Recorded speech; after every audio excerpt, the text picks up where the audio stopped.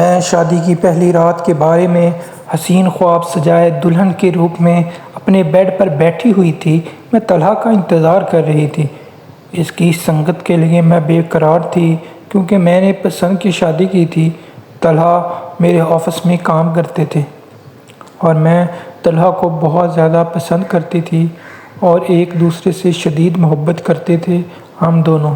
طلحہ کا تعلق ایک زمیں دار گھرانے سے تھا۔ میرے سسر گاؤں کے چودھری تھے۔ گاؤں میں ان کا بہت رعب اور دبدبہ تھا۔ دن میں وہ 5 وقت کی نماز مسجد میں جا کر ادا کرتے تھے۔ گاؤں والے میرے سسر کی بہت عزت کرتے تھے۔ میرے شوہر شہر میں نوکری کرتے تھے، اس لیے جب میری شادی ہوئی میں چند دن کے بعد ہی اپنے شوہر کے ساتھ واپس شہر چلی گئی تھی۔ طلحہ سے میری شادی پسند کی تھی۔ میں ان کے آفس میں کام کرتی تھی، وہیں انہوں نے مجھے پسند کیا۔ طلحہ کے گھر والوں کو ہمارے رشتے پر اعتراض نہ تھا، لیکن میرے گھر والے اس رشتے پر راضی نہ تھے۔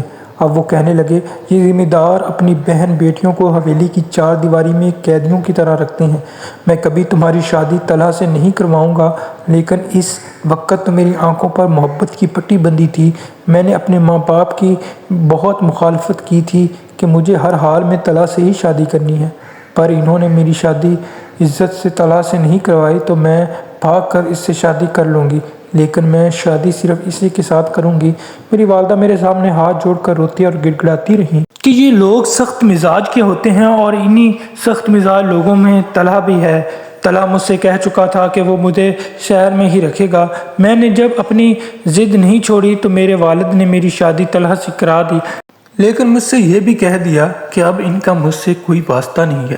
مجھے اپنے ماں باپ سے بچھڑنے کا کوئی افسوس نہ تھا۔ میں طلحہ کی سنگت کو خود کے لیے دنیا کی خوش قسمت عورت سمجھ رہی تھی۔ میں بس شادی کے لیے ہی گاؤں گئی تھی، اس کے بعد میں واپس شہر آ گئی تھی۔ ان دنوں میں مجھے طلحہ کے گھر والوں نے سر پر بٹھا کر رکھا تھا، خاص کر میرے سسر نے۔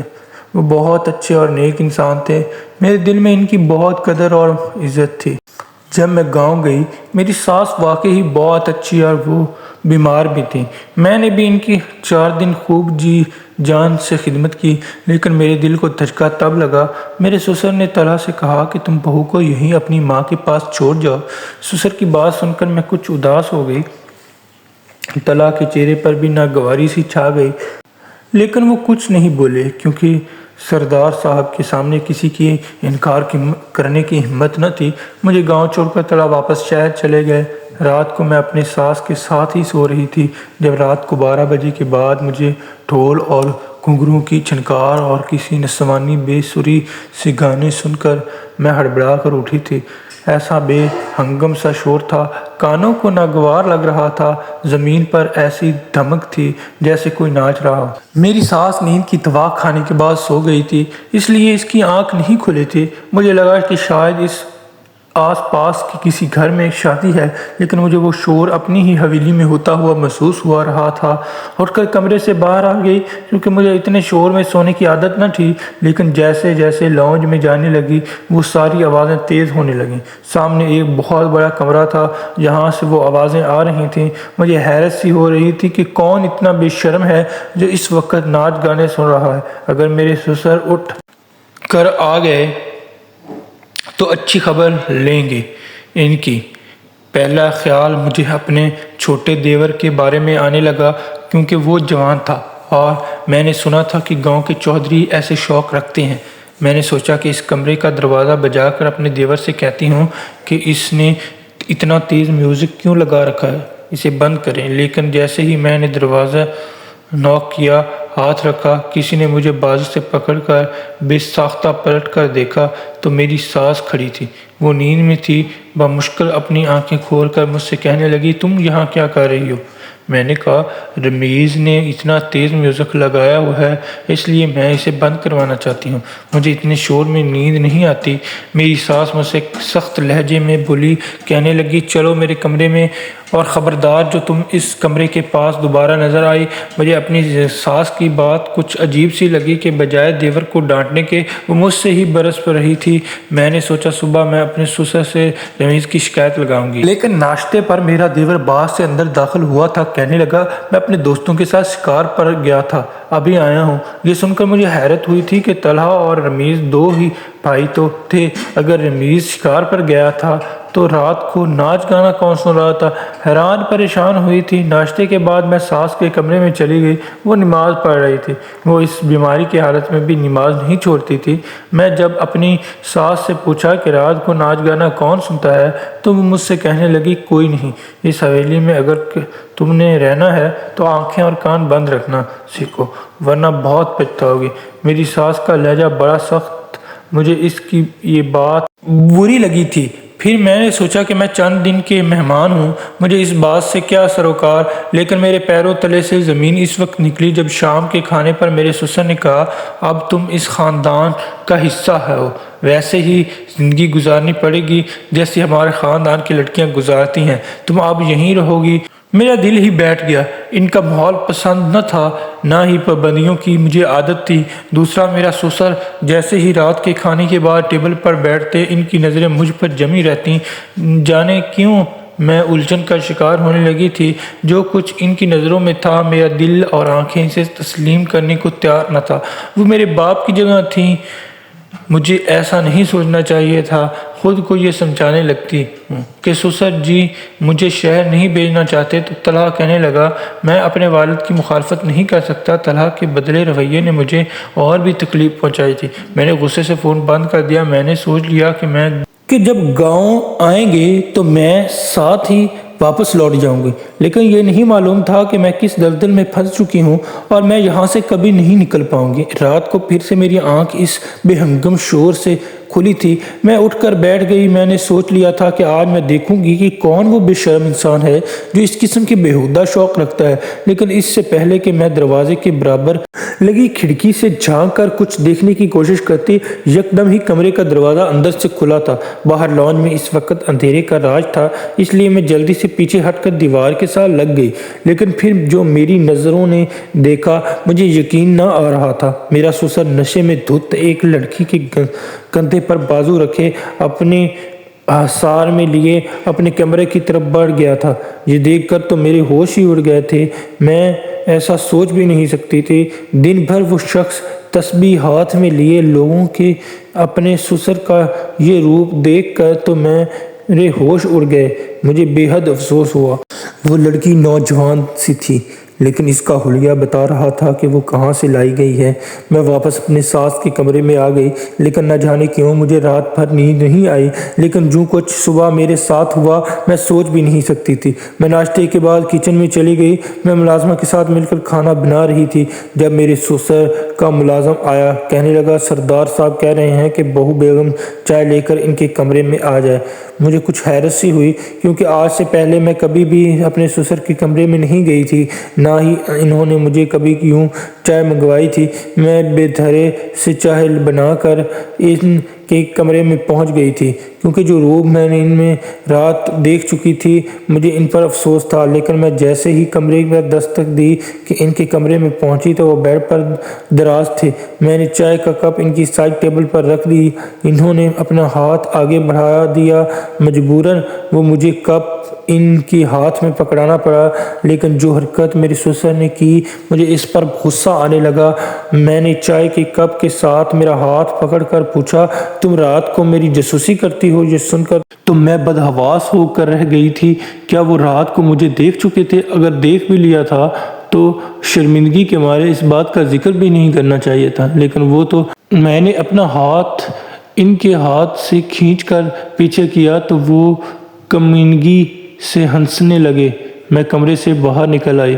مجھے اپنے سسر بہت برے لگ رہے تھے۔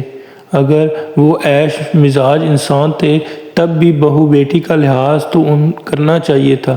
میں سوچ چکی تھی کہ دوبارہ اپنے سسر کے کمرے میں کبھی نہیں جاؤں گی اور طلحہ سے کہوں گی جلدی گاؤں پہنچے اور مجھے یہاں سے لے کر جائے، لیکن جو کچھ میرے ساتھ ہونے والا تھا اگر میں جان جاتی تو میری جان ہی جان نکل جاتی۔ رات کو لاؤنج میں ایک شور برپا تھا۔ میرے سسر ملازمین پر چلا رہے تھے، کہنے لگے میں کچھ نہیں جانتا، مجھے رقص دیکھنا ہے، تو لازمی دیکھنا ہے۔ مجھے رقص دیکھے بنا نیند نہیں آتی۔ میں ان کا شور اپنی ساس کے کمرے میں بیٹھی سن رہی تھی۔ میری ساس نہ جانے کیوں مجھ سے کہنے لگی جلدی سے تیار ہو جاؤ اور رقص کرو۔ یہ سن کر تو میرے اوزان خطا ہونے لگے تھے۔ یہ شخص کیا پاگل ہو گیا تھا؟ میں کوئی بازاری عورت تھی جو وہ مجھ سے ایسے ہی فرمائش کرتا؟ میرے تو غصے سے دماغ ہی گھوم گیا تھا۔ میں نے کہا آپ ہوش میں تو ہیں؟ لیکن اگلے ہی لمحے وہ مجھے غصے سے دیکھ کر بولی تجھے میری بات سمجھ نہیں آتی، چل۔ اور میرا دل بہلا سن کر تو میرا خون میری رگوں میں کھولنے لگا تھا۔ اس شخص نے ذرا بھی لحاظ نہیں کیا تھا۔ میں نے کہا میں تمہاری ذرا خرید تو نہیں ہوں۔ میں نے بھی سارے لحاظ بھلا دیے۔ وہ شخص اس قابل نہیں تھا کہ اس کی عزت کی جاتی، لیکن اس کے بعد اس شخص نے مجھے بالوں سے پکڑا اور میری ساس کے سامنے وہ مجھے ان کے کمرے سے گھسیٹتا ہوا باہر لے کر جانے لگا۔ میں چلانے لگی، اپنی ساس سے کہنے لگی کہ مجھے بچاؤ، لیکن وہ آنسو بہاتے ہوئے مجھے بے بسی سے دیکھ رہی تھی۔ میری چیخیں پکار بہت سے ملازمین سن رہے تھے، میرے سسر کے کارنامے بھی دیکھ رہے تھے، لیکن مجال تھی کہ کوئی میری مدد کے لیے آگے بھی بڑھتا۔ وہ مجھے تمام ملازمین کے سامنے اپنے کمرے میں لے گئے اور مجھے بیڈ پر دھکیل دیا۔ میں چلاتی رہی۔ حوث کا پجاری تھا، اس کی نظر میں عورت صرف عورت تھی، بہن بہو بیٹی نہیں۔ میرا سسر دروازہ لاک کرنے لگا۔ میں فوراً سے بیڈ سے اٹھ گئی۔ اس وقت میرے نزدیک سب سے قیمتی چیز میری عزت تھی۔ میرا سسر پلٹا تو میں نے اس سے کہا کہ تم کس قسم کے انسان ہو؟ میں تمہاری بیٹی کی جگہ ہوں، تمہارے بیٹے کی بیوی ہوں۔ کہنے لگا میری کوئی بیٹی نہیں ہے اور میں تم پر اپنی نیت خراب کر چکا ہوں۔ تم جیسی لڑکیوں کو اپنے حسن میں پھنسانے والی لڑکیاں کتنی شریف ہوتی ہیں ہم جانتے ہیں۔ میرے بیٹے کے ساتھ بھی نہ جانے تم نے کتنی راتیں کالی کر کے اسے اپنے حسن کے جال میں پھنسایا ہوگا، جو وہ تم سے شادی پر تیار ہو گیا۔ کیسے بے وقوف بنا رہی ہو۔ تم آفس میں کام کرنے والی ہو، اپنے باس کا دل بھی لبھانا جانتی ہو، تم بھی آج میرا دل ہی بہلاؤ گی۔ اس کی یہ بات سن کر میرا جی چاہا میں سامنے کھڑے شخص کو گلا دبا دوں، اسے جان سے مار ڈالوں۔ ایسے کیسے گھٹیا الزام وہ مجھ پر لگا رہا تھا، کیسی چھوٹی اور سستی سوچ کا مالک تھا۔ میں ایک شریف اور عزت دار گھرانے سے تعلق رکھتی تھی، اس لیے میں کمرے سے باہر نکلنے کے لیے آگے بڑھی تو اس کمینے شخص نے میرا بازو پکڑ لیا، لیکن جیسے ہی اس نے میرا دوپٹہ میرے گلے سے اتار کر دور پھینکا میں اپنے ضبط کھو بیٹھی۔ اپنے بچاؤ کے لیے پوری قوت سے اس خبیث شخص کو دھکا دے کر دور پھینکا تھا، جسے سسر کہتے ہوئے بھی گھن آ رہی تھی۔ میں نے ڈریسنگ ٹیبل سے پرفیوم کی شیشی اٹھائی اور بہت زور سے اس شخص کے سر پر دے ماری۔ تڑپنے لگا، اس کے سر سے خون بہنے لگا۔ میں جلدی سے کمرے سے باہر نکل گئی اور لان سے بھی باہر چلی گئی۔ میرے ہاتھ میں وہی آدھی ٹوٹی کانچ کی پرفیوم کی شیشی موجود تھی۔ میں اندھا دھن گیٹ تک آئی اور چوکیدار کے سامنے وہی کانچ آگے کیا۔ میں نے کہا دروازہ کھولو ورنہ میں تمہیں مار ڈالوں گی۔ میں کسی خون خوار شیرنی کی طرح پھنکار رہی تھی جبکہ اس نے دروازہ کھول دیا۔ میں باہر بھاگ گئی۔ مجھے نہیں معلوم تھا میں کس راستے پر بھاگ رہی ہوں، لیکن میں بے بس اندھا دھن بھاگے جا رہی تھی۔ سامنے گھنا جنگل تھا۔ میں کبھی سوچ نہیں سکتی تھی کہ گاؤں کے زمیندار ایسے گھٹیا اور خبیث سوچ کے مالک بھی ہوتے ہیں، جن کی نظروں میں بہو بیٹی کی عزت بے معنی ہوتی ہے۔ مجھے طلحہ پر غصہ آ رہا تھا۔ جب وہ اپنے باپ کی گھٹیا پن سے واقف تھا تو مجھے گاؤں کیوں چھوڑ کر گیا؟ میں ساتھ ساتھ بھاگ رہی تھی اور روئے بھی جا رہی تھی۔ مسلسل 1 گھنٹہ بھاگنے کے بعد میرے پاؤں بھاگ بھاگ کر شل ہو چکے تھے۔ میں تھک چکی تھی اور مزید بھاگنے کی متحمل نہیں تھی، اس لیے میں اس اندھیرے سے جنگل میں ایک درخت کے ساتھ ٹیک لگا کر بیٹھی اپنا بھولا سانس اعتدال میں لانے لگی۔ میں بہت زیادہ تھک چکی تھی، پھر کبھی بھی اتنا بھاگی نہیں تھی۔ میرا حلق کانٹے کی مانند خشک ہو چکا تھا، لیکن وہاں کہیں پانی نہیں تھا۔ پھر مسلسل بھاگنے کی وجہ سے میں بری طرح سے کانپ رہی تھی۔ میں نے درخت سے سر ٹکرایا اور اپنی آنکھیں بند کیں۔ میں شاید بری طرح سے تھک چکی تھی، اس لیے مجھے نیند آنے لگی۔ میں کچھ ہی دیر میں سو گئی تھی۔ صبح میری آنکھ کھلی تو آواز سے کھلی تھی۔ سامنے ایک پولیس انسپکٹر کھڑا تھا۔ اس نے ہوا میں فائر کیا تھا۔ اسے دیکھ کر میں خوش ہو گئی کہ یہ میری مدد ضرور کرے گا۔ میں اٹھ کر کھڑی ہو گئی۔ وہ میری بات سن کر اس نے مجھے سر سے پیر تک دیکھنا، کہنے لگا میرے ساتھ پولیس اسٹیشن چلو، میں تمہاری مدد کروں گا۔ میں اس کے ساتھ پولیس اسٹیشن چلی گئی۔ میں نے کہا کہ وہ مجھے شہر بھیج دے، میں اپنے والدین کے پاس جانا چاہتی ہوں۔ کہنے لگا بھیج دوں گا، لیکن پولیس اسٹیشن لے جا کر اس نے مجھے ایک چھوٹی سی تنگ سی جیل میں بند کر دیا۔ کہنے لگا تم سردار صاحب کے خلاف رپورٹ کروانا چاہتی ہو، ہماری مائیں باپ ہیں، ہم ان کے غلام ہیں، میں انہیں ابھی بلاتا ہوں۔ یہ سن کر تو میرے ہوش اڑ گئے۔ میں نے اس انسپیکٹر کی منت سماجت شروع کر دی کہ مجھے اس گھٹیا شخص کے حوالے نہ کریے گا، لیکن انسپیکٹر نے میری ایک نہ سنی۔ میں جس جیل میں تھی وہ چھوٹی سی جیل تھی، وہاں میرے علاوہ کوئی دوسری عورت نہ تھی۔ پورا دن میں جیل میں بند روتی رہی۔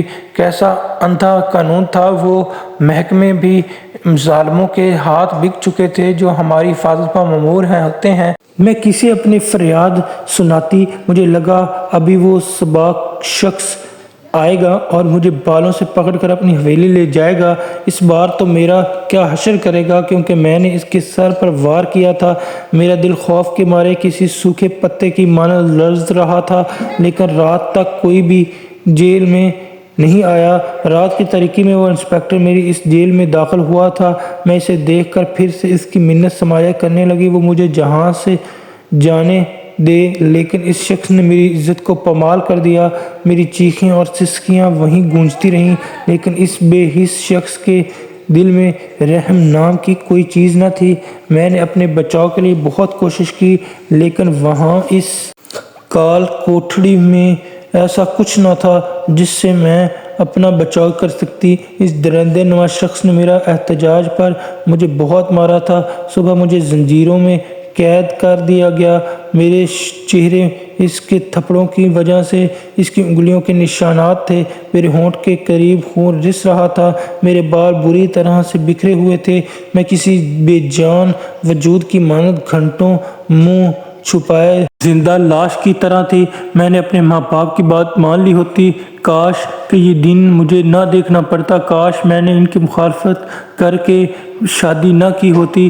ماں باپ سے زیادہ محبوب کے علاوہ کوئی ایسا نہیں ہوتا جو ہماری حفاظت کر سکے۔ وہ ہمارے لیے سوچ سمجھ کر ہی فیصلہ کرتے ہیں، کیونکہ انہوں نے اپنی زندگی جی ہوتی ہے، گزاری ہوتی ہے اور تجربہ کار ہوتے ہیں۔ مجھ پر قتل کا کیس ڈال دیا گیا تھا۔ وہ سردار میری وار کرنے سے مر چکا تھا۔ میں جیل کے کال کوٹھڑی میں قید تھی، جہاں مختلف قسم کے پولیس کے وہ نمائندے اپنی ہوس مٹانے میرے پاس آتے تھے جنہیں ہم اپنا محافظ سمجھتے ہیں۔ وہ جیل خانہ ہونے کے ساتھ ساتھ جسم فروشی کا بازار بھی تھا، جہاں عورتوں کے ساتھ زیادتی کرنے کے لیے والے وحشی درندے پولیس کی وردی میں موجود ہوتے ہیں۔ میرے پاس پچھتاوے کے علاوہ کچھ بھی نہ تھا۔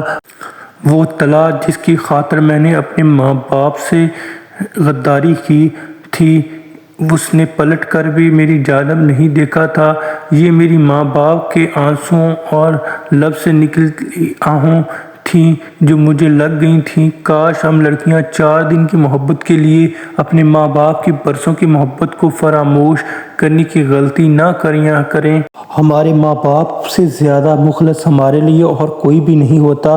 مجھے پھانسی کی سزا سنا دی گئی، مگر میری کہانی ان نوجوان لڑکیوں کے لیے ہے جو اپنی ماں باپ کی محبت کو ٹھکرا کر ایک نامحرم کی محبت کو اپنا لیتی ہیں، اور وہ محبت کبھی کبھی ان کے لیے جہنم کی طرح ثابت ہوتی ہے۔ اگر آپ کو میری ویڈیو اچھی لگی ہو تو چینل کو سبسکرائب ضرور کیجیے گا، اور کیا میرے ساتھ اچھا ہوا یا برا کمنٹ میں ضرور لکھیے گا۔